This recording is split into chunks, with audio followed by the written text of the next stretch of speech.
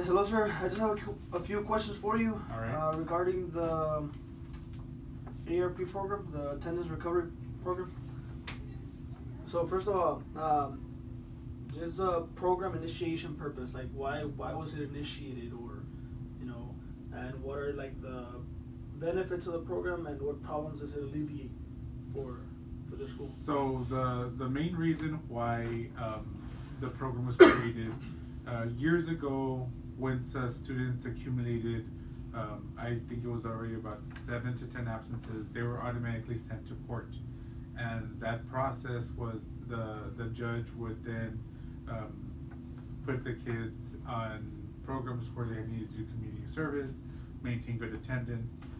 But what they started seeing is that there was an overabundance of these court cases that were going out.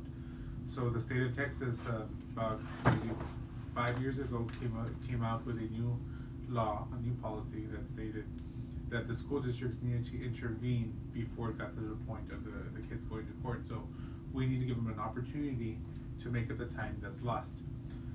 Our district, of course, I can only speak for how we do it here. Our district has created the Attendance Recovery Program, where kids can get credit on time that they've lost by attending tutoring after school.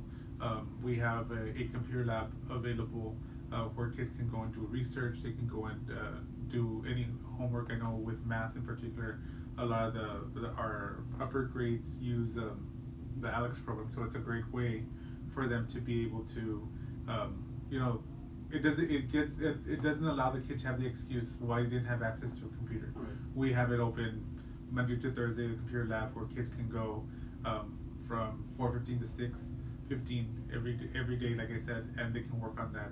We also open up a lab on Saturdays for kids to come to make up that time. So those are two components. The big thing is the tutoring, where the kid gets two things out of it. They kill two birds with one stone. They can go to tutoring. They get help on what they're missing out in class, whether it be retaking quizzes, retaking a test, or even just getting additional help. So they get the help, but then the teacher also signs them in, and they're able to get that time that they've lost. So they get credit for both. Okay. And so all of this was, or the change came about with House Bill 5. Am I correct? Correct. It's under the House Bill 5. Mm-hmm. Okay. As far as data gathering, like the time they owe, how is that gathered? How is it, like, who runs the reports? So every Friday, really we get a Thursday evening, we get a report generated by our central office staff, our PEMS department. They run the most updated forms, or not forms, but the documents, letting us know how many days absences each kid is, and we look at we're looking at control period. We're looking at the third period class, because that's the one that gets turned into the state on attendance. So that's what those reports generate. This campus is taking it one step further, and we make individual notices for kids in which they are informed how many days they're out, how much minutes they owe, and then also we send out the forms, and we send them out every Friday. We send them out today. I don't have a copy of one on hand. But let me give you a quick example. So I had a student that came with his form, and I took a picture of it, so it's his form here. So, but then he was like, "Sir, why does it show, like on his, it says he has 15 absences, he needs 3,600 minutes, he's recovered 0, and he still owes 3,600. But so he was like, "I've already made up time." So I went back, and that's the good thing about it, that we have all this electronically saved. So this was today's date that we issued this one, but then on the 25th of January, he received one with 13 absences that he needed 3120, but he had already recovered 1723. Mm-hmm. So the difference is, and he did that, I have been absent, so he's been absent twice since the last time we gave out a notice, up until now. But the big difference is that now it says that he has 0 recovered, when on the one before, it said he had 1723. So I'm gonna look to see what is the problem, why did all of a sudden that happen. But it's a really good checks and balances, because the kids are able to see firsthand that they are getting credit for the time that they're there after school. I want to also elaborate. We also honor kids getting credit for time after school, or even on Saturdays for coming to TSI tutoring and testing, because again, it's a attendance recovery program, and pretty much we do it for anything that's done after school hours, as long as a staff member signs them into the minute recovery system. With ACT tomorrow, that's another thing. We will give credit for the kids taking the ACT as they're allowed. Again, it's on a Saturday. They come in the test for X amount of time, so that is not a problem either. Okay, and so you mentioned the students, once they get admitted to the program, they receive a letter, right? That goes out to their parents as well, Yes, so they can sign it? initially when the kids get, once they hit the 7 to 9 absences, we send out a parent information letter, and it's just notifying the parent that their son or daughter has been placed in the ARP program. It gets into details about HB5, how the state of Texas says they have to be in school 90% of the time, and if they are not, they're not awarded credit for the class. So we send those out to the parents. We'll send them out with the students. They get delivered, but we also we can shoot them an email with this information, so they get them 2 different ways. On there, also on the letter, there is my contact number where they can call and ask for me, since that I am the administrator in charge of this program. So the letter that kids get every Friday is from me. So I get phone calls periodically, but I also share those notices. We put them in a PDF and send them to our liaisons who deal directly with the attendance. Here, our attendance clerk in the front. We also send them to all administrators, and we send them to the counselors as well, because as the counselors meet with them for senior interviews, junior interviews, different things throughout the year, they have that as a reference that they can also show and tell them. As far as the sign-in, you said it's all done online, right? Like there's no paper, like, okay, fulanito, write your name here, and then this is oh, no. Correct. The students utilize their ID number as their method of signing into the computer. So different things can happen. Either the teacher, like yourself, can, if you have 5 kids that show up to class, you can either take their ID number down and you clock them in, or you can let them go up to your computer and sign in themselves. So, but it's all computer generated. There's a timestamp when they arrive, and the timestamp clocks them out when they punch their number in again. Last time we met, you also mentioned about how you can keep track, like real time, as far as who's logged in, who's not, and things like that. Yes, so I have a dashboard. Our district has created a dashboard for us to utilize to see. We have the ARP minute recovery log. That's what we're looking at, and we're able to see. I can actually see district-wide how many people are logged in, but I'm only able, if I click on it, to see my students. And it'll show me, like, it'll say Salomon Ortiz has these 5 kids checked in. It might say Ezequiel Torres has 2 kids checked in, you know. So it's it's a way of the kids getting clocked in to begin the credit.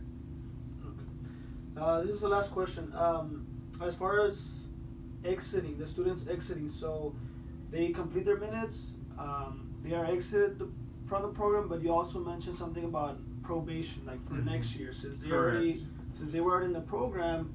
Next year they'll be kind of monitored or something. Correct. Yeah. So any student that ends the year in the program automatically is placed as a monitor for the first 6 weeks. We have seen trends that the kids that tend to be truant are the same ones. We see the truancy escalate as they get older. Things that contribute to that would be like they have their own vehicles, so they're able to start leaving, you know, and getting lost a little bit more. Sometimes even it's very difficult because a lot of kids have a misconception also on attendance that I was sick, I brought a doctor's excuse, like that shouldn't count. But the state of Texas is very clear: an absence is an absence. If you're not in the room, even with a doctor's excuse, it is considered an absence. So when kids tell us, well, what's the point of bringing the excuse? Our response to them is a excuse allows the teacher to give a student full credit for any assignments or anything that was done during that time. Without that excuse, and you guys see it on TAC, you all have the option of not giving them an opportunity to make another assignment because they might have been skipping, or giving them a 70 being the highest it can get. Yeah. So that's where it's up to the teacher's discretion how they want to work with the student.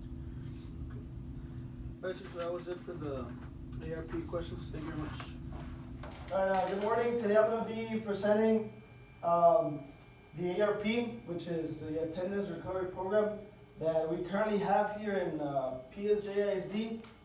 Now, the information that I'm going to present to you right now pertains to PSJ district. Okay, so I don't know how other schools do it or other districts do it, but this is the way that PSJ does it.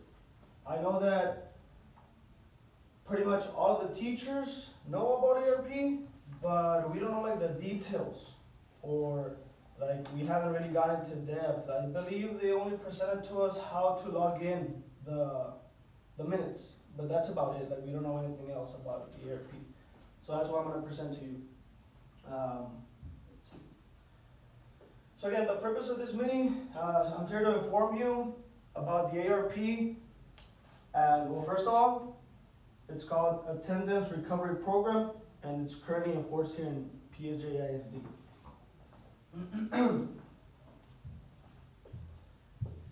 So just a little bit of a background about the ARP. According to House Bill 5, Section 25.092, this is a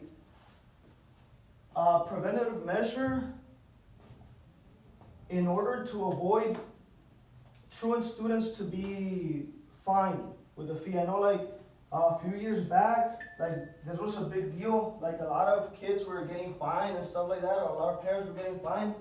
So they were going to court and all that stuff. But now with House Bill 5, they did away with that. Like they don't want to deal with the courts and all that stuff, or the school districts and the parents had to go through that trouble. So what they did was they asked the schools to have a preventive measure. And so basically that's how the ARP came about. I remember, I guess, like my sister was one of the ones that was truant. So I remember like my mom, going to court and all that stuff. So now they're asking schools to like, hey, like take care of this in-house. That way parents don't have to go through that trouble and all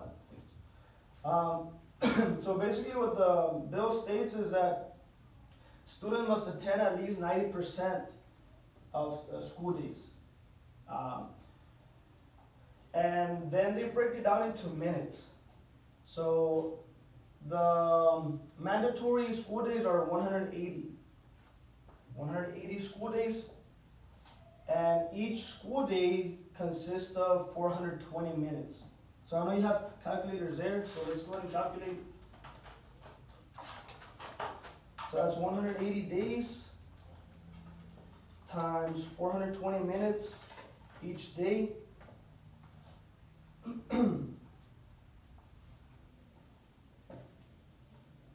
Did everybody get 75,600?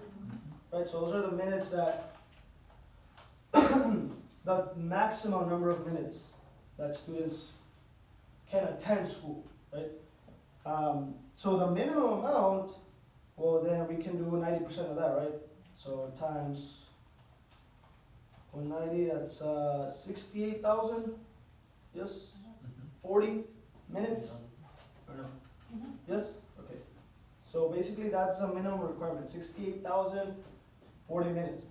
Now, the state of Texas does not distinguish between excused and unexcused absence. So basically, like, doesn't matter if the students are the doctor, with a non-serious illness, like, or non, I guess, what do you call it, or recursive, not recursive, but like if it's an acute illness, it's not like ongoing and stuff like that, or a serious illness, then, it's not excused pretty much as far as 90% attendance. So basically, that's one thing that parents and students have to understand, that it doesn't matter, like, okay, you're at the doctor, but you're still out of school, like you're still not complying with 90%. I mean, you have that 10%, so So I guess you had that 10% time to be sick, or, you know what I'm saying? So anytime they're out of school, it's gonna go into the 90%. Now there's a little bit of, we're gonna go into the details of that, because there's like a kind of loophole to that rule. So we're gonna take a look into it in a little bit. At any time, at any point in time, if you have any questions, please let me know, okay? Like, stop me throughout the presentation, that's fine. You know, if you have a question, I'll try to answer it. So as far as the data gathering, right? So basically, not every student is part of ARP. In order for them to fall into this program, well then some data has to be gathered beforehand. Basically the first question, who is charged with gathering absence data? So the initial data, like let's say it's a brand new school year, the district sends the data to the campuses of every student, their absences, you know, the trend. As far as in campus, there's an assistant principal in charge of the ERP program. In this case, is Mr. Perez in this campus. He's in charge of this program, so he overlooks everything as far as the ERP.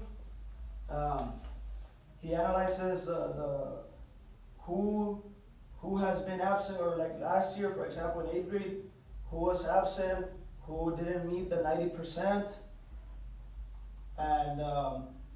and then he goes through the process of, you know, selecting those students and then proceeding from there, which we're gonna go over the process in a little bit. How are minutes assigned to students who enter the program? So again, basically, it is calculated based on the 90% rule. We're gonna see some examples also in a little bit, that way we can see also the loopholes that I was talking about.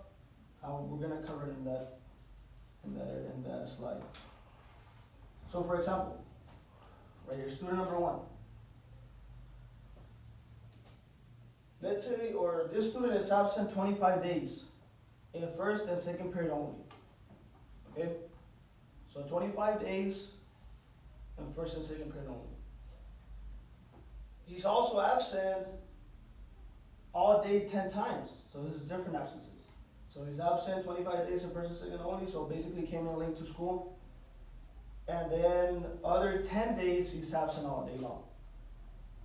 He's also absent another 20 days in 5th and 8th periods only, so he leaves early.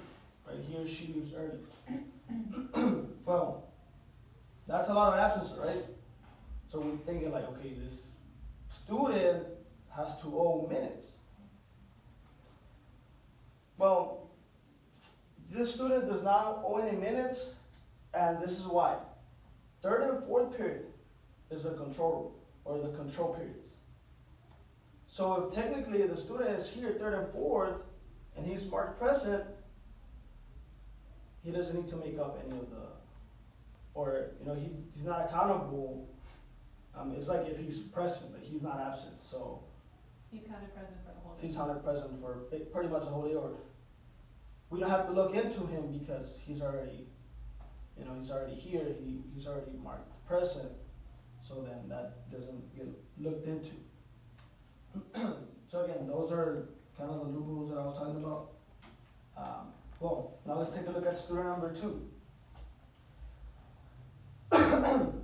Absent 7 days from 1st period to 4th period. So that's already in the control period, right? So we have to look into him. 15 days, all day long.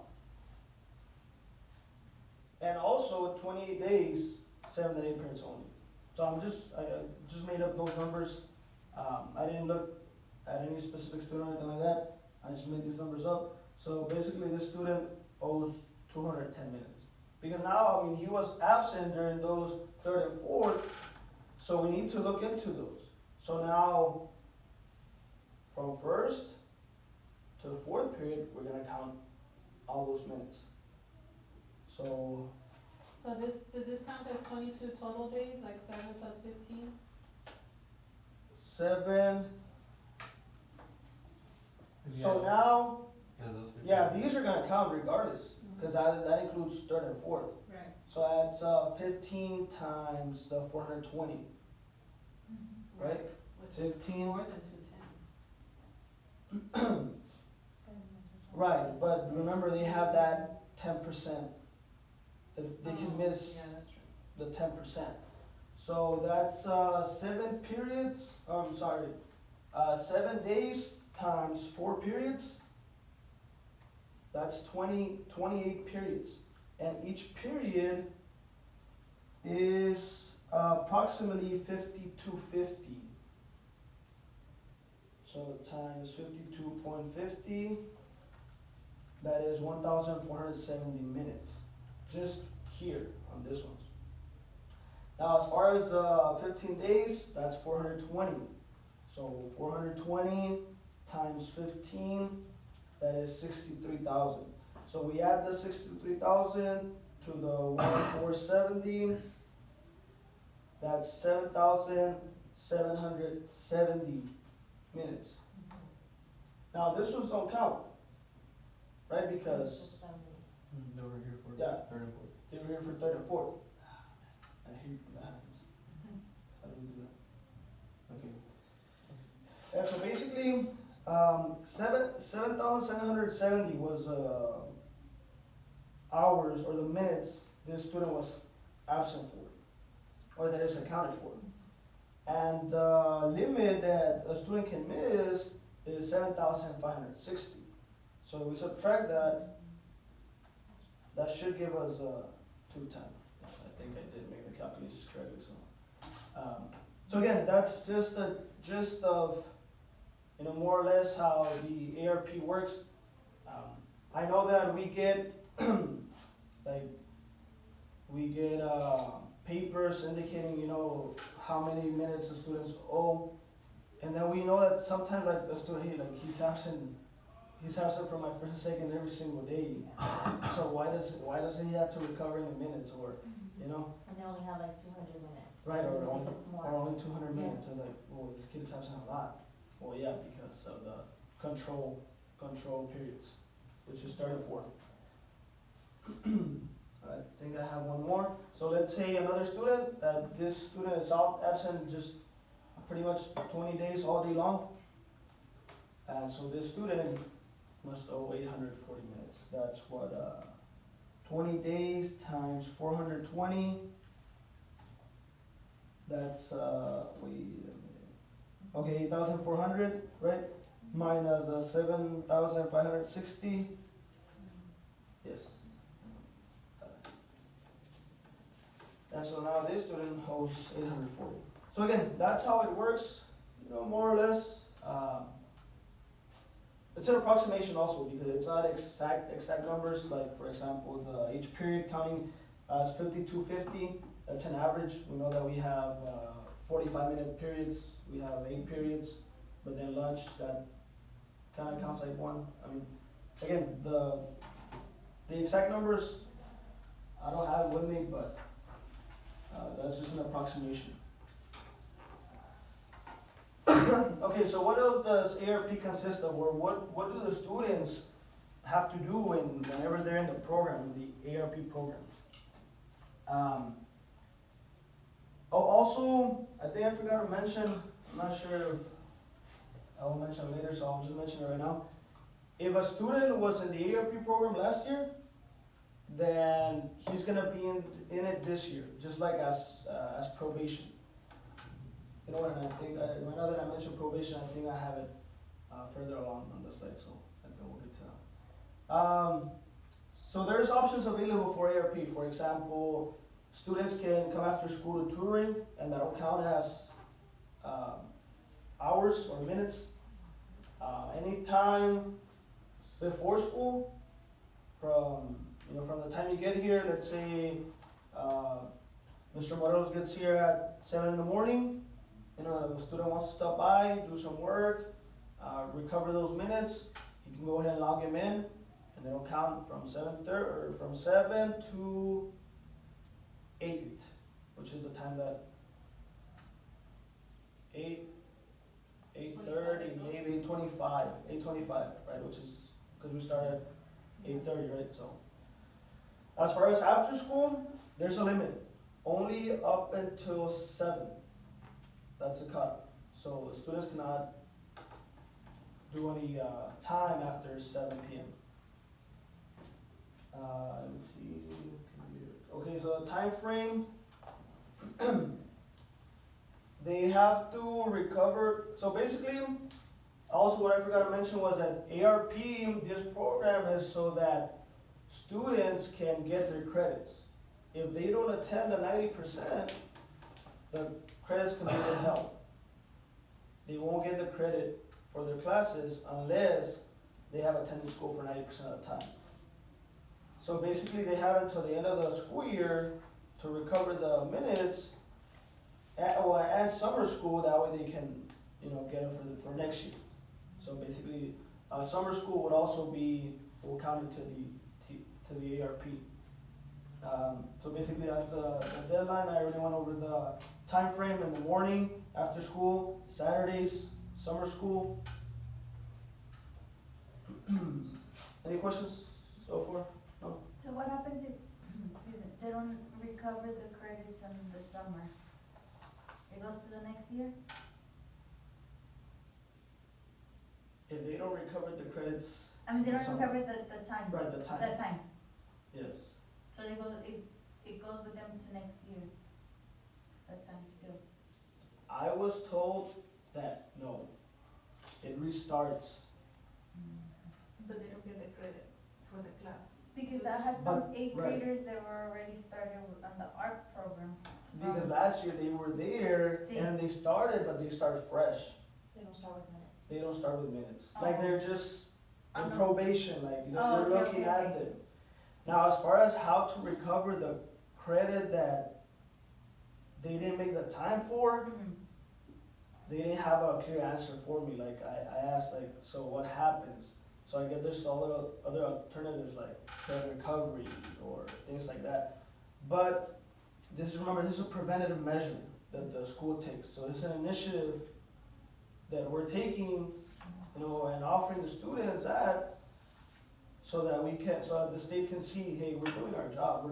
We're trying to, avoid, getting these kids into court and stuff like that. So they So- use another method. So I'm guessing, that there's other methods like credit recovery program or Or like if the student has the grade, like, but just has the NG for the time of. right, Maybe once they like- make the credit, once Once they you make the time. Once they they make the time, the grade is released, and, they get their credit, Mhm. pretty much. But as far as that, I tried asking and I couldn't get an exact answer, so I guess, there might be other ways.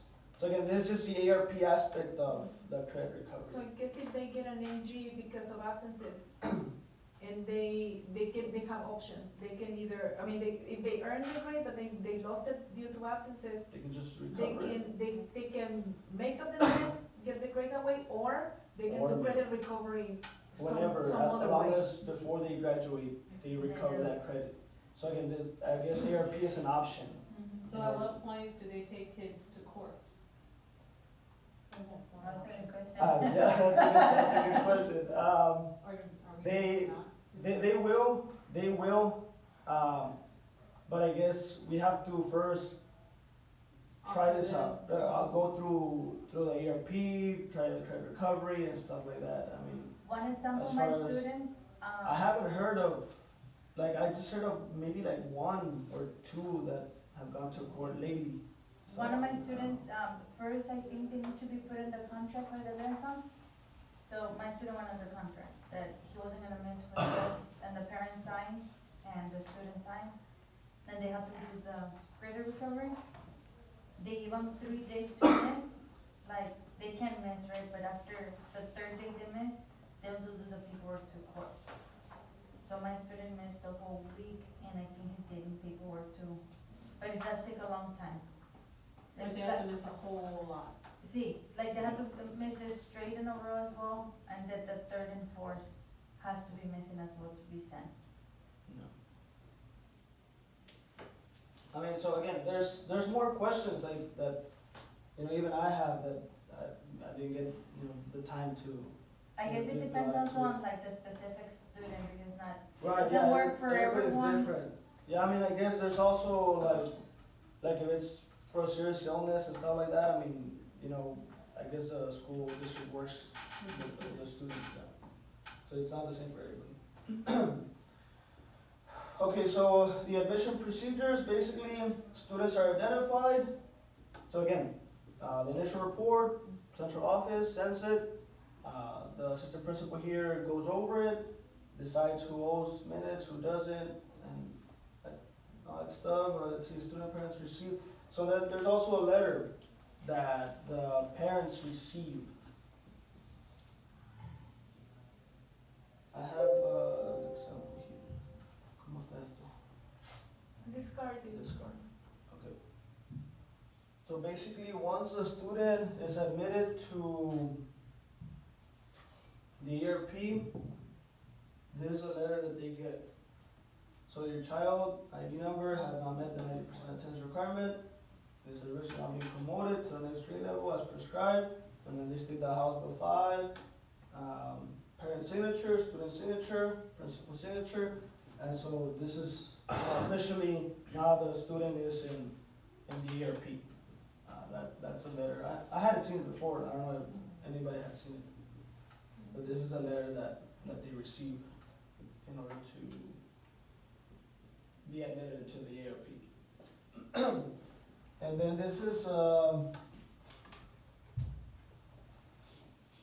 there's a report that, well, this is from collegiate, but this is a way that the report looks, the one that Mr. Perez gets from central office. And so I tried to decipher the numbers there, but some of them, they don't make sense. So, like for example, here total minutes, I guess those are the minutes owed. But then like this one, 29 absences, 89 minutes. I mean, maybe that goes into the third and fourth, you know, the control periods. Or maybe they already started making up minutes. Or some of them, right, some of them might have already started making up minutes and they already made it up. And this is, and then once it's here in campus, like they run it every week. They run the report every week, and so Mr. Perez can see the updated report every week.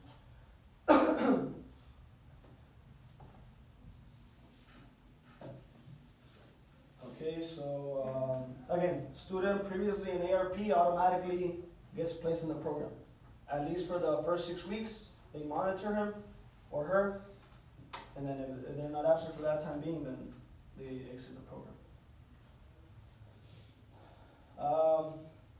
I also want to talk a little bit about the ARP portal. I know that probably all of you know, maybe not, Mr. Peña, I don't know if you know how to access it. They also send us another PowerPoint. I don't have it with me right now, but I can go through the steps. So basically, once we're at the home screen, we go here to My Tools, ARP Mini Recovery app. So right there. And then we start a session. And right here is just your credentials.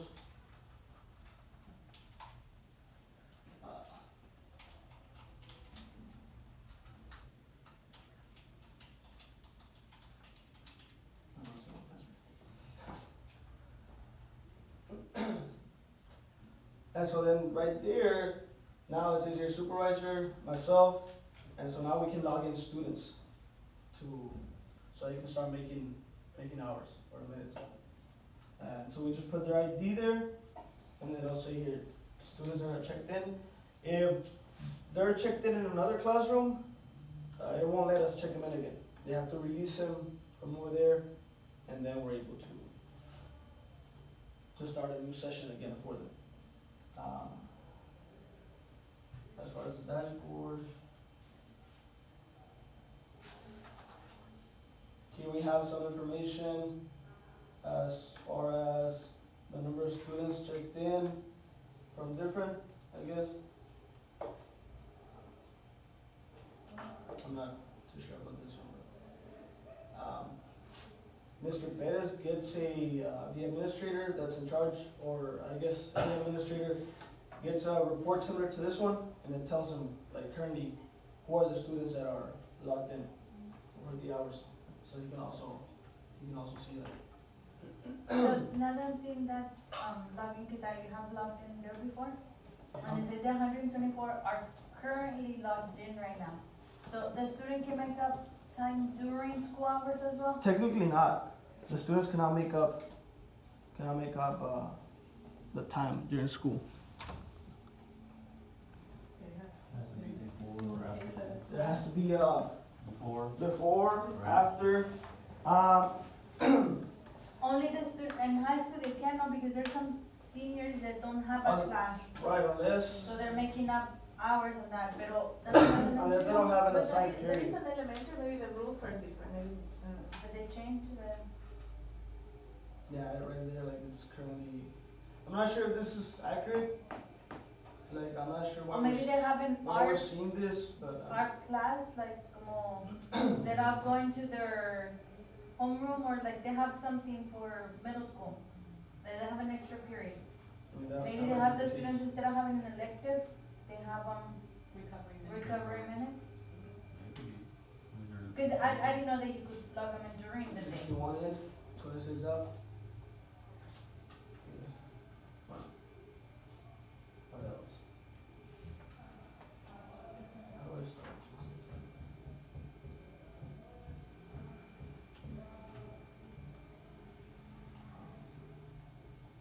So again, the student login procedure is basically you type in the ID there, or they can type their own ID, and log in. And then we log them out as well. We just went over the administrator login. No, the administrator login would be, again, something similar to that, but they have more details. They can see who's in, who's out, and stuff like that. So exit procedures. How much time do students remain in the program? So as long as they complete their hours or their minutes, they can exit the program. But again, if they were in the program this year, they'll keep an eye out for them next year as well. They'll be like in probation. But again, as long as they complete the minutes, they can exit the program. Is there any, I don't know if there's any questions, comments? Again, this was well, kind of like an overview of the ARP. Again, I'm gonna have all the answers to the program, but now we know a little bit more about it rather than before, where, okay, we know there's ARP, but we don't really know what it consists of.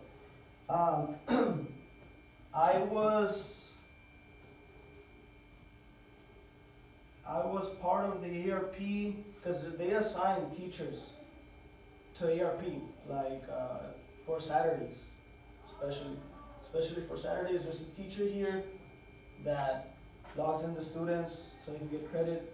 What they do there is they'll have assignments. Or when I was the teacher for that, I would just I'll prepare like algebra 1 assignments or geometry or basically different levels of math depending on who came in.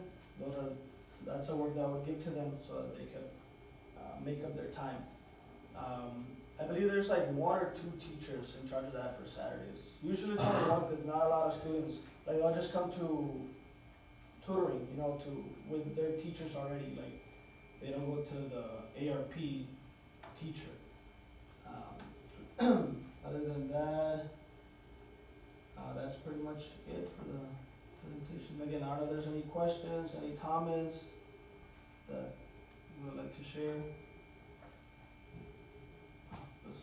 Thank you very much.